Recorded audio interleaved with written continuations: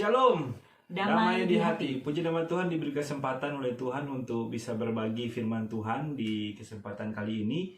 Tentunya dalam renungan MTPJ yang terambil dalam perjanjian baru, Yohanes 4 ayat 1 hingga yang ke-21 dengan tema di sepanjang minggu ini, air kehidupan yang memulihkan. Nah, Bapak Ibu Saudara yang berkati Tuhan, sebelum kita menseringkan kebenaran firman Tuhan, mari kita berdoa. Ya Yesus, terima kasih Tuhan, kami bersyukur karena kami terus menikmati cinta dan kasih anugerah Tuhan, karya keselamatan dalam kehidupan kami. Bersyukur juga untuk nafas hidup, kekuatan, kesehatan yang Tuhan anugerahkan bagi kami. Terima kasih Bapa di sorga, di kesempatan kali ini dalam anugerah kasih Tuhan kami boleh merenungkan kebenaran firman Tuhan. Tuntunlah dalam roh dan hikmat Tuhan sehingga kami boleh memahami, mengerti apa yang menjadi kehendak Tuhan dalam kehidupan kami orang percaya. Diberkati setiap pendengar yang mendengarkan kebenaran firman Tuhan ini. Kehidupan mereka terus diubahkan, diberkati oleh Tuhan. Dan apa yang dikerjakan itu seturut dengan kehendak-Mu Tuhan dalam firman-Mu. Terima kasih Bapa di sorga, kami menyerahkan waktu perenungan firman Tuhan ini dalam tangan kasih-Mu Bapa. Dalam nama Yesus kami berdoa. Amin. Amin. Nah, Bapak Ibu Saudara diberkati oleh Tuhan, di kesempatan ini seperti biasa ya dalam perenungan kita dibagi menjadi 3 bagian. Yang pertama kita akan melihat apa yang menjadi latar belakang kitab Yohanes, kemudian apa yang menjadi pesan teks ya sesuai dengan bacaan kita di hari ini. Yohanes 4 ayat 1 hingga yang ke-21 dan yang ketiga implikasinya berhubungan dengan tema di sepanjang minggu ini, air kehidupan yang memulihkan. Tuhan memberkati. Bapak Ibu Saudara yang diberkati oleh Tuhan, apa kabar di hari ini? Semoga tetap sehat dan kita semua semakin bersemangat untuk menjadi saksi-saksi Tuhan di tengah-tengah dunia ini.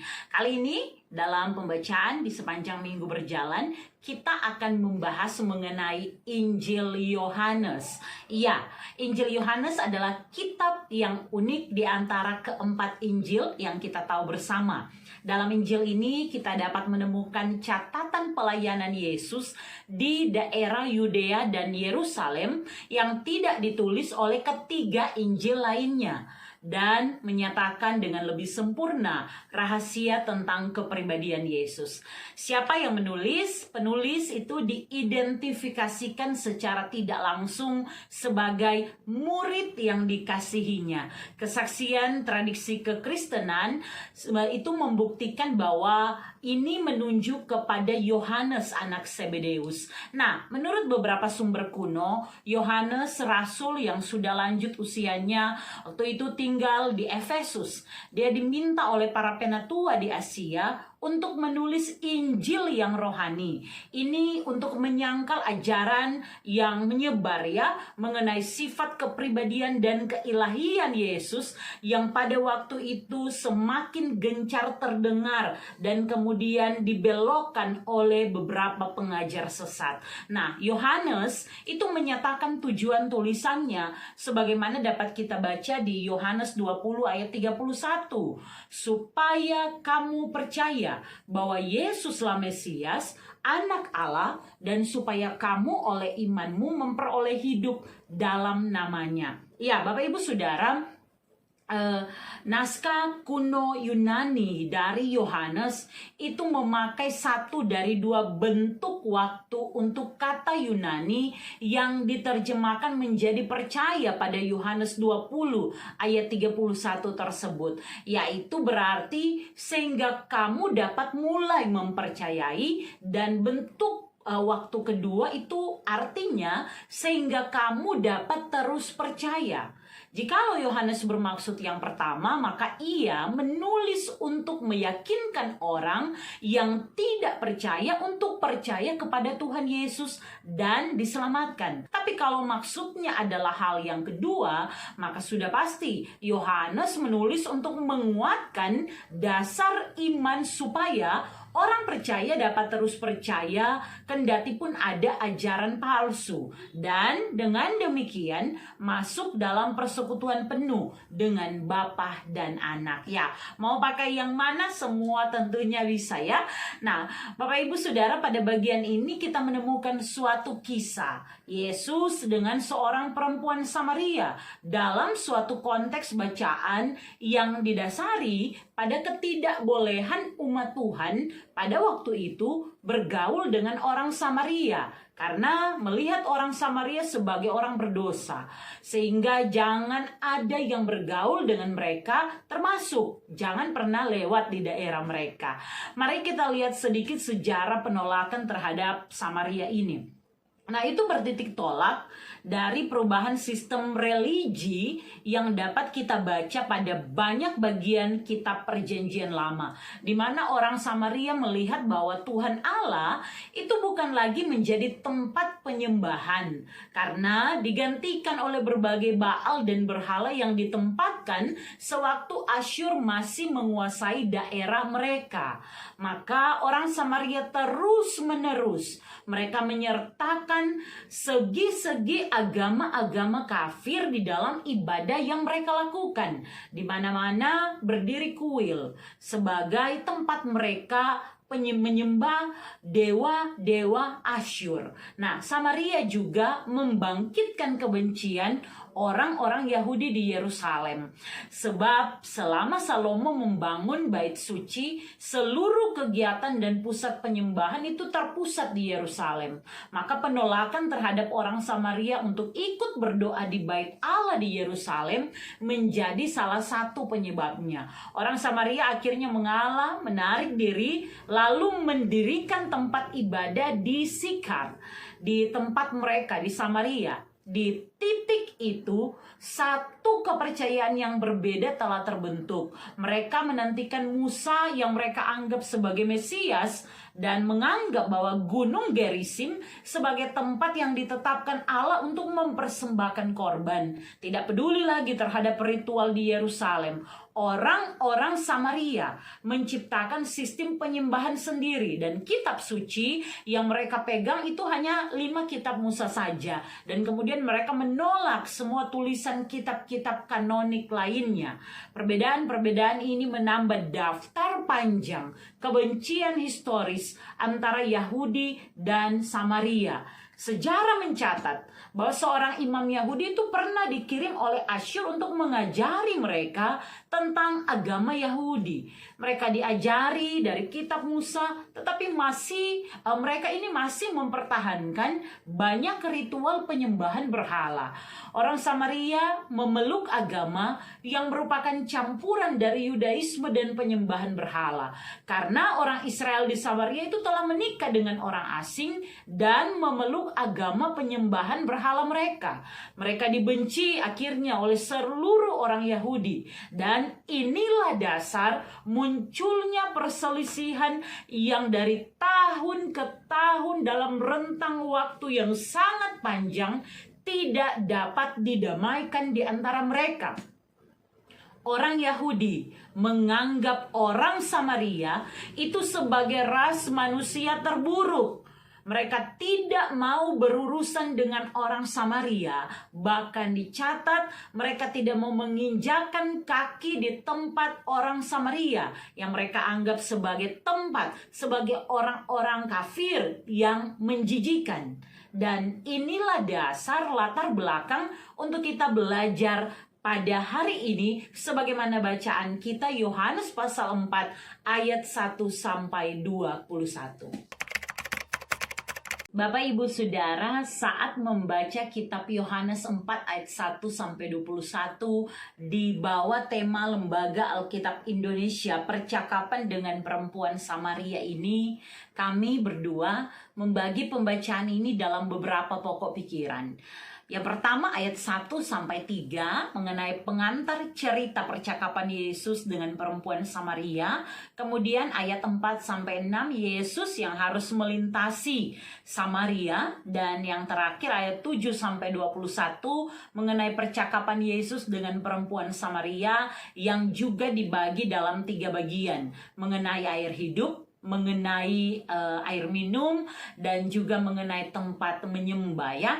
Dan kita akan bahas satu persatu. Pertama dari ayat 1 sampai 3 yang bicara tentang pengantar cerita saat Yesus harus masuk ke Samaria ya. Kita tahu ini diawali dengan ayat pertama.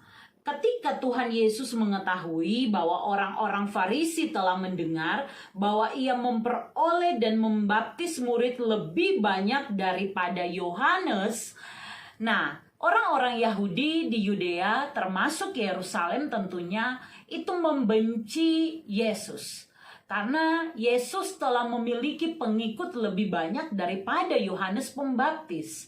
Padahal Yohanes Pembaptis memiliki pengikut yang lebih banyak, dan karena itu mungkin mereka ya makin membenci Yesus. Orang banyak berkumpul pada Yesus karena kuasa yang dinyatakan oleh Roh Kudus melalui apa yang Yesus kerjakan. Tetapi semakin besar pengaruhnya, semakin orang-orang Yudea membenci dia. Padahal jelas bahwa di ayat 2 misalnya dituliskan bahwa murid-muridlah yang membaptis. Namun murid-murid juga identik dengan Yesus karena mereka bersama-sama dengan Yesus. Jadi tidak heran kebencian itu mendorong Yesus meninggalkan daerah tersebut di ayat 3. Dia pun menyingkir hendak kembali ke Galilea. Kita menemukan bahwa ada yang menarik dalam pokok pikiran selanjutnya, yaitu ayat 4 sampai ayat 6. Yesus harus melintasi Samaria. Dalam latar belakang pada awal video ini cukup panjang ya, kami telah menjelaskan ada apa sih antara orang Samaria dan orang Yahudi. Namun hebatnya di ayat 4, sebuah babak baru dalam hubungan yang lama rusak itu dibuka. Bapak Ibu Saudara, mari baca bagian Alkitab kita bersama-sama. Ayat 4 ya, hanya beberapa kata. Ia harus melintasi daerah Samaria. Bapak Ibu Saudara, telah cukup lama orang Yudea yang hendak ke Galilea ataupun sebaliknya, mereka memilih untuk berputar agar tidak menginjakan kaki di Samaria. Saking mereka itu merasa bahwa Samaria sangat tidak layak bagi kaki mereka untuk berpijak. Di ayat ini, Yesus dicatat harus melintasi. Kata harus di sini, ini menunjuk pada kemendesakan ilahi. Sudah tidak bisa tidak. Lebih dari 30 tahun umat Tuhan benci kepada orang Samaria. Yesus tidak mau. Ya, ini terus berlanjut. Kini Yesus mau pecahkan tembok antara utara dan selatan. Apakah sebenarnya Yesus lelah untuk berputar seperti jalan biasa? Dia capek kah? Tidak ya. Kita tahu bahwa kemendesakan ilahi ini mendorong Yesus harus memecahkan tembok kebencian, permusuhan yang sudah mendarah daging ini. Yesus tidak bisa hidup dalam kebiasaan yang salah itu. Yesus tiba, Yesus masuk ke dalam daerah itu, kemudian dia sampai ke Sikar. Dapat kita baca di ayat 5 dituliskan begini. Sampailah ia ke sebuah kota di Samaria, dekat Samaria, yang bernama Sikar dekat tanah yang diberikan Yakub dahulu kepada anaknya Yusuf ya. Sebuah kota di Samaria, Sikar sekali lagi. Nah, Bapak Ibu Saudara, diikuti dengan keterangan bahwa bagaimana Yesus saat itu kondisinya letih karena perjalanan yang memang setengah hari tua, itu jam 12 siang di ayat 6 dituliskan.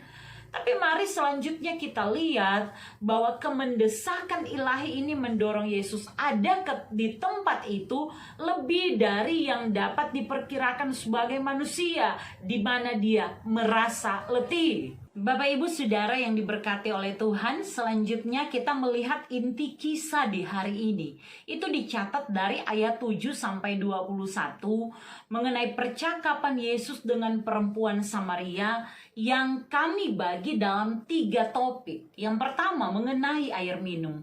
Kita melihat kondisi letih itu memungkinkan Yesus secara manusia itu merasa haus, dia butuh air minum untuk melepas dahaga. Maka perjumpaan di ayat 8 ini menjadi sesuatu yang biasa. Apa itu? Ayat 8, sebab murid-murid Yesus telah pergi ke kota membeli makanan. Dan di situ seorang perempuan Samaria itu hendak menimba air, dan kata Yesus kepadanya, berilah aku minum. Bapak Ibu Saudara, ini menjadi tidak biasa karena yang Yesus sapa adalah seorang perempuan. Itu pertama. Orang tahu kalau perempuan itu tidak dipandang orang sebagai yang penting. Karena di Yahudi perempuan itu tidak dianggap. Di sinagog atau sinagoge sendiri, kalau tidak ada 3 laki-laki di atas 12 tahun, maka walaupun 1000 perempuan, ibadah tidak bisa dimulai. Kita tahu ya betapa perempuan tidak dianggap. Terus belum lagi, dia orang Samaria, orang yang dibenci, dianggap pendosa, menjijikan. Tambah lagi, Yesus bercakap minta minum lagi kepada perempuan ini. Posisi mereka hanya berdua dan dengan alasan di ayat 9 ya. Maka kata perempuan Samaria itu kepadanya, masakan engkau seorang Yahudi minta minum kepadaku seorang Samaria? Sebab orang Yahudi tidak bergaul dengan orang Samaria. Yang sudah panjang kami jelaskan di latar belakang. Bapak Ibu Saudara, ini yang membuat perempuan ini kaget. Yohanes menyertakan alasan kagetnya sekali lagi tadi bahwa masa ngana orang Yahudi meminta minum pak kita orang Samaria, karena ada tradisi yang so panjang berlaku bahwa tidak ada hubungan baik antara keduanya. Namun cerita di tepi sumur ini minta minum bukanlah maksud dan alasan kenapa Yesus ke tempat itu dan mampir.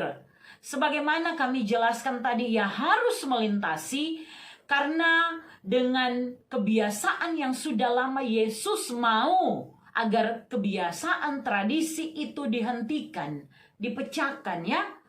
Yesus menyebut air minum ini secara jasmani. Jika diminum akan haus lagi. Itu ayat 13. Karena sebenarnya bukan itu yang Yesus maksud. Jadi apa? Kita lihat bahasan mereka berdua, yang penting yaitu yang kedua, mengenai air hidup. Sekali lagi bukan air minum biasa, tapi air hidup. Mengapa hal ini penting? Mari kita baca sama-sama di ayat 10. Saya dari tempat ini, Bapak Ibu Saudara dari rumah masing-masing. Ayat 10. Jawab Yesus kepadanya, jikalau engkau tahu tentang karunia Allah dan siapakah dia yang berkata kepadamu, berilah aku minum, niscaya engkau telah meminta kepadanya dan ia telah memberikan kepadamu air hidup. Yesus berbicara tentang dirinya. Yesus memperkatakan tentang kasih karunia yang dapat diberikannya kepada perempuan Samaria ini juga. Kasih karunia yang telah ditunjukkan kepada banyak orang dan seakan tidak lagi dan tidak mungkin diterima perempuan berdosa, apalagi dia orang Samaria. Namun dijelaskan Yesus dapat juga diberikan kepada perempuan ini. Memang pernyataan di atas ini masih dibalas dengan kekurang pengertian dari perempuan Samaria yang memang namanya tidak disebutkan ini. Maka Yesus kembali menegaskan ucapannya di ayat 14, dapat kita baca bersama-sama. Tetapi barang siapa minum air yang akan kuberikan kepadanya, ia tidak akan haus untuk selama-lamanya. Sebaliknya, air yang akan kuberikan kepadanya akan menjadi mata air di dalam dirinya, yang terus-menerus memancar sampai kepada hidup yang kekal. Ini tawaran Yesus akan keselamatan yang menjamin kehidupan yang kekal di dalam namanya. Meminum sama dengan menerima dan artinya percaya. Maka menerima kasih karunia Allah membawa pada kepuasan selama-lamanya. Di sini pakai kata tidak akan haus selama-lamanya dan berujung kepada hidup yang kekal. Hebatnya adalah perempuan ini menerima tawaran cuma-cuma Yesus. Walaupun tetap melihat sumur atau air minum jasmani bukan maksud air hidup tersebut. Mari kita baca sama-sama ayat selanjutnya, ini menarik. Kata perempuan itu kepadanya, ayat 15 ya, Tuhan, berikanlah aku air itu supaya aku tidak haus dan tidak usah datang lagi ke sini untuk menimba air. Ada yang sangat menarik ya, dia masih melihat dalam pandangan keterbatasannya sebagai seorang manusia berdosa dengan mata jasmaninya. Tapi Yesus menunjukkan siapa perempuan itu. Ini menjadi titik balik pada perempuan ini. Kita bisa baca dari ayat 16, kata Yesus kepadanya, pergilah, panggillah suamimu dan datang ke sini. Dan dijawab ayat 17, kata perempuan itu, aku tidak mempunyai suami. Dan Yesus jawab ulang, tepat katamu bahwa engkau tidak mempunyai suami, sebab engkau mempunyai 5 suami dan yang ada sekarang padamu bukanlah suamimu. Dalam hal ini engkau berkata benar. Yesus menunjukkan bagaimana perempuan itu harus mengawali penerimaannya akan air hidup dengan kesadaran diri terlebih dahulu akan siapa dia yang berdosa tersebut. Perempuan Samaria ini mengakui dirinya apa adanya. Pengakuannya dibenarkan Yesus dan memang Yesus tahu segala sesuatu. Dan perempuan Samaria yang berdosa menerima kasih karunia dari Yesus dengan cuma-cuma dan kini dia mengakui siapa dirinya yang berdosa. Tapi ini bukanlah akhir dari kisah perjumpaan mereka. Ada satu pokok lagi yang disinggung khusus dalam kaitan bacaan hari ini. Yang memang kalau tong lihat tak gantong karena cuma sampai di ayat 21.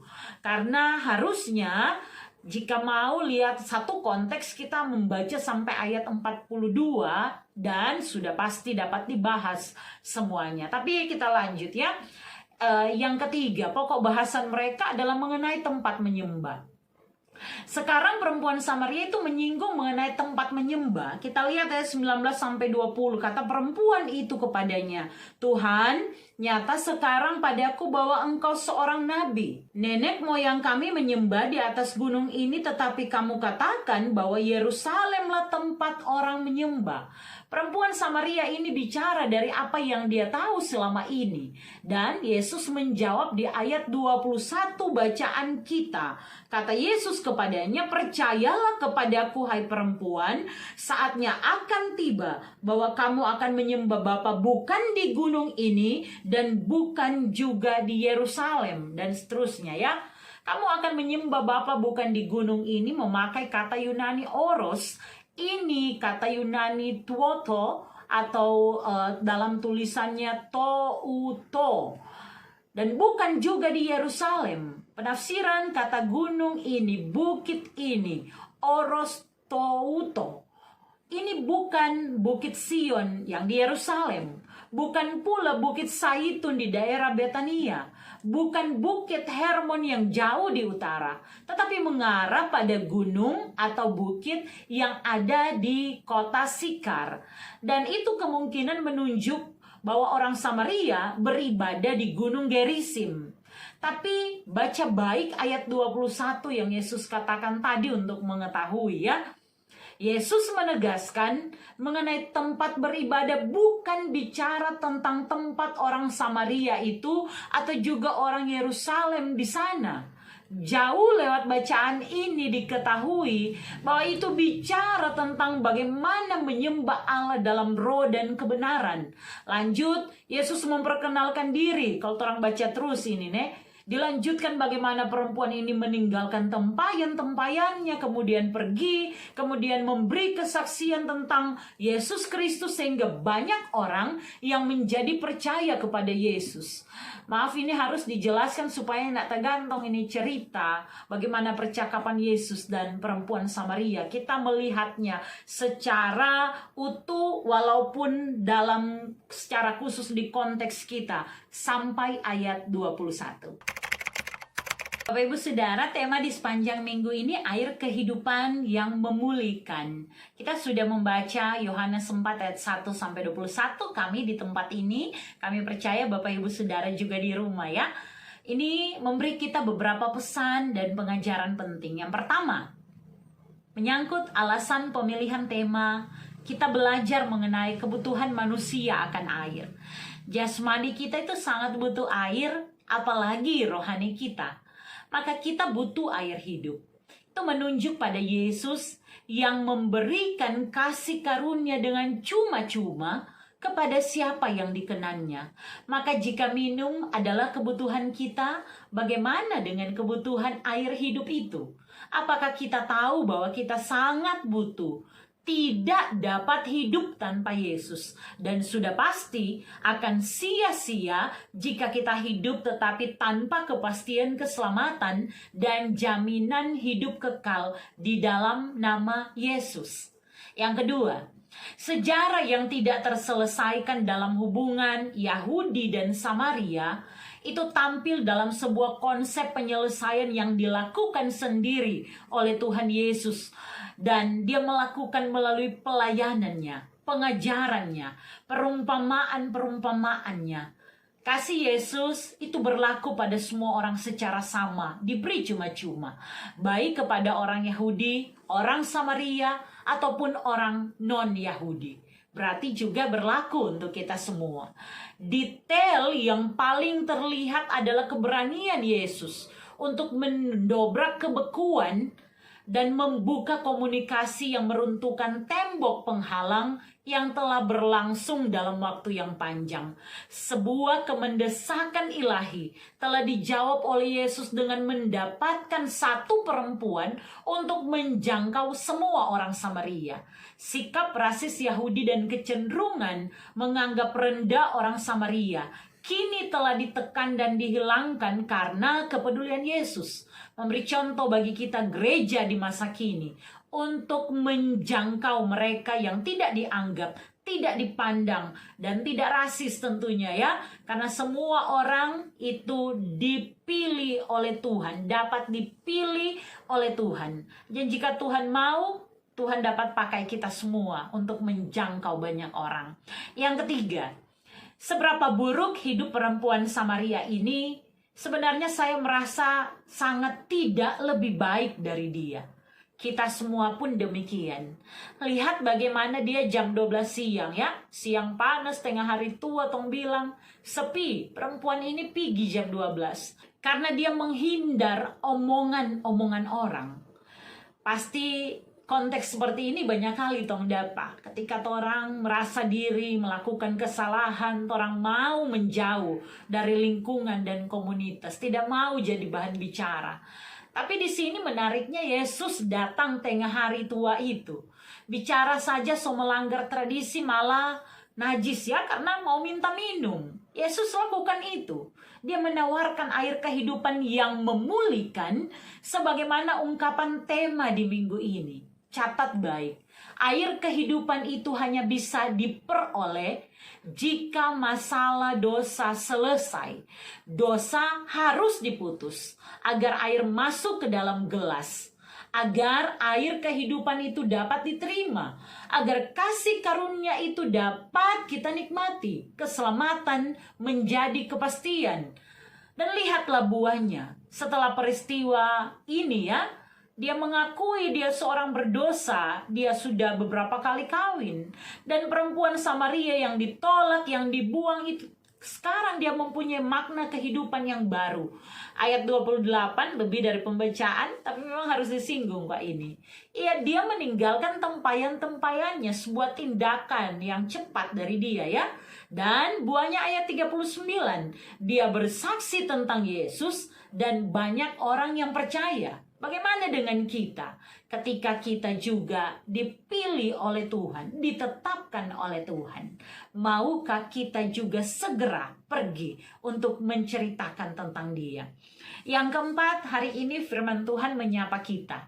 Tidak peduli apa dan bagaimana rusaknya masa lalu kita. Bagaimana hidup yang kita jalani hari-hari ini. Kasih Yesus mau menyapa kita. Nyatakan dosamu dengan jujur di hadapan Allah. Sampai dia mengubahkan, memulihkan, dan menyelamatkan kita. Sehingga kita menerima kasih karunia-Nya. Yang terakhir, setelah dosa kita bersih, setelah punya kepastian keselamatan, seharusnya selalu ada hasrat untuk dapat bersaksi. tukang kaweng sama yang perempuan ini saja boleh dipakai menjadi penginjil ya, untuk memberitakan kabar baik. Bagaimana dengan kita? Dia yang dipinggirkan saja mau bersaksi siapa Yesus. Bagaimana dengan kita? Apakah tugas marturia sudah kita jalankan? Kita yang diampuni, maka kita harus menjadi saksi. Jadi hidup bersaksi itu hidup yang menjadi tanggung jawab orang-orang yang telah diselamatkan. Bertemu orang yang paling jahat sekalipun, dekati dan ceritakan siapa Yesus. Jangan pernah memusuhi karena status sosial, karena status ekonomi, dan berbagai hal. PR kita memang masih banyak ya, pekerjaan rumah kita sebagai gereja, khususnya dalam menjawab tugas marturia. Tapi kita bisa karena Tuhan memampukan kita. Amin, firman Tuhan. Bapak Ibu yang diberkati oleh Tuhan, itulah perenungan firman Tuhan yang dapat kami bagikan. Ya, kami percaya kini hikmat dan roh Tuhan akan menuntun kita semua untuk menjadi pelaku-pelaku firman Tuhan. Dan pada akhirnya kita harus berpisah. Kita akan berjumpa nanti minggu depan, dan silakan hambanya untuk menutup dalam doa. Ya, Bapak Ibu Saudara, mari satukan hati, mari kita berdoa. Ya Tuhan Allah, Engkau pemilik kehidupan yang menganugerahkan kepada kami kasih karunia-Mu yang menyelamatkan. Maka terima kasih Tuhan, kami yang tidak layak, kami yang seharusnya dihukum ini, tetapi kami menerima belas kasihan Tuhan. Kami bersyukur Tuhan karena Engkau menuntun kami membagikan kebenaran firman. Maka kedua hamba-Mu ini sepakat minta dalam nama Tuhan Yesus, biar berkat Tuhan, pertolongan Tuhan akan terus menjadi bagian setiap pendengar, sehingga terus dimampukan untuk melakukan apa yang baik seturut dengan firman-Mu. Kami menyadari kami terbatas, tetapi biar dalam hikmat Tuhan, pertolongan Tuhan saja, segala sesuatu yang baik pun dapat dikerjakan oleh kami, tapi juga semua pendengar. Dan lebih daripada itu, nama Tuhan yang makin ditinggikan, dipuji dan dimuliakan. Terima kasih untuk waktu terbaik ini Tuhan. Ajar kami setia untuk melakukan kehendak-Mu dan mengandalkan Engkau, satu-satunya Tuhan dan Juru Selamat dalam kehidupan kami. Ini doa kami, dalam nama Tuhan Yesus kami berdoa. Amin. Amin. Dan pada akhirnya sampai jumpa. Tuhan Yesus memberkati.